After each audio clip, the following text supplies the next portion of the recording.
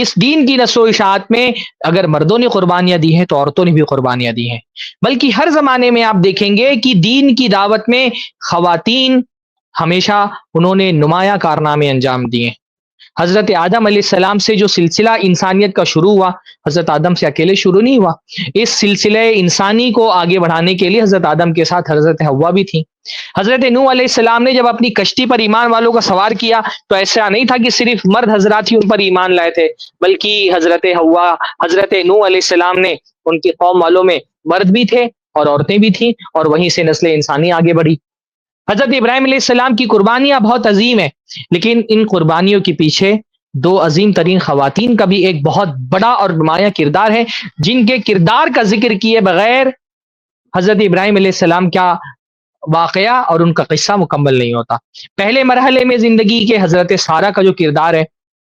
حضرت ابراہیم جب اپنا وطن چھوڑ کر کے نکلے ہیں تو وہ تنہا نہیں نکلے، ساتھ میں اپنی بیوی حضرت سارہ کو لے کر کے نکلے،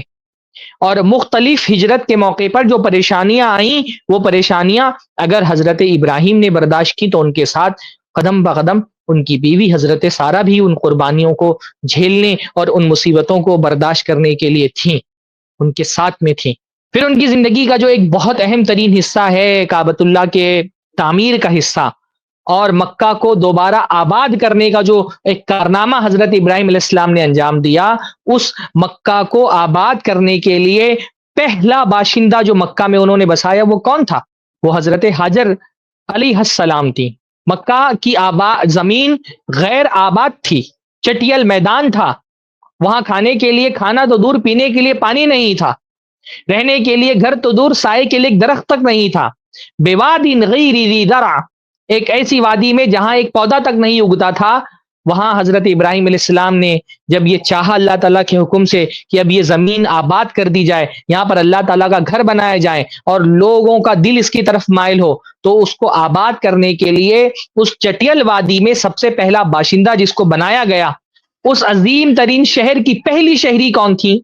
حضرت ہاجر علیہ السلام۔ حضرت ابراہیم نے لے جا کر کے ان کو وہاں چھوڑا اور اللہ تعالیٰ سے دعا کی، ربی انی اسکنت بواد غیر ذی زرع، اللہ تعالیٰ میں اپنے اہل و عیال کو، اپنی فیملی کو، اپنے بچے اور بیوی کو ایک ایسی وادی میں چھوڑ کر کے جا رہا ہوں جہاں اگنے کو ایک پودا نہیں اگتا ہے۔ فجعل افئدۃ الناس تہوی الیہم، تو اللہ تعالیٰ لوگوں کا دل اس زمین کی طرف مائل کر دے۔ اس چٹیل میدان کو جو آج ہمارے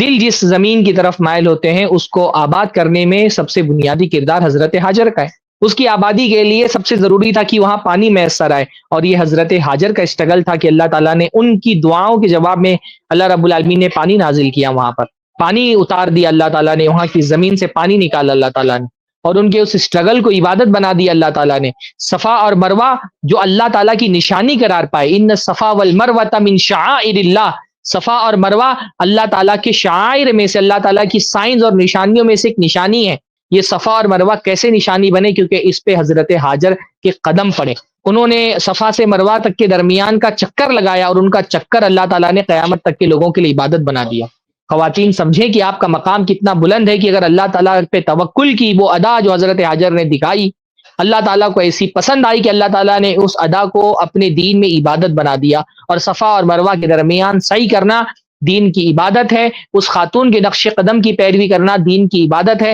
اور قیامت تک ہر حج کرنے والے حاجی اور عمرہ کرنے والے کا عمرہ مقبول نہیں ہوتا جب تک کہ وہ صفا اور مروہ کے درمیان صحیح نہ کر لے۔ تو یہ ہمارے دین کا حضرت حاجر علیہ السلام کا اتنی بڑی قربانی۔ حضرت موسیٰ علیہ السلام کی زندگی دیکھیں، اس میں تو بہت سگنیفیکنٹ رول آپ کو ملتا ہے حضرت موسیٰ کی زندگی میں خواتین کا۔ آپ دیکھیں جب حضرت موسیٰ علیہ السلام پیدا ہوئے اور فرعون اپنے ظلم و جبر کی وجہ سے، اپنی طغیانی اور سرکشی کی وجہ سے کسی بنی اسرائیل کے بچے کو زندہ نہیں رہنے دیتا تھا، اس وقت حضرت موسیٰ علیہ السلام کی زندگی کی حفاظت کی ذمہ داری اللہ تعالیٰ نے موسیٰ علیہ السلام کے باپ کے کندھوں پہ نہیں ڈالی، موسیٰ علیہ السلام کی ماں کے کندھوں پہ ڈالی۔ وَأَوْحَيْنَا إِلَىٰ أُمِّ مُوسَىٰ، ہم نے موسیٰ کی ماں کے دل میں یہ بات ڈالی، ان ارضعی، کہ اپنی بیٹی کو دودھ پلاؤ، اور جب تم کو خوف ہو تو اس کو دریا میں ڈال دو۔ دریا میں ڈال کر کے فرعون کے ظلم سے نجات دلانے والی حضرت موسیٰ کو ان کی ماں، پھر دریا میں ان کا پیچھا کرنے والی حضرت موسیٰ علیہ السلام کی بہن، پھر جب فرعون کے ہاتھوں میں لگ گئے اور فرعون نے حضرت موسیٰ کو قتل کرنے کا پورا پلان بنا لیا،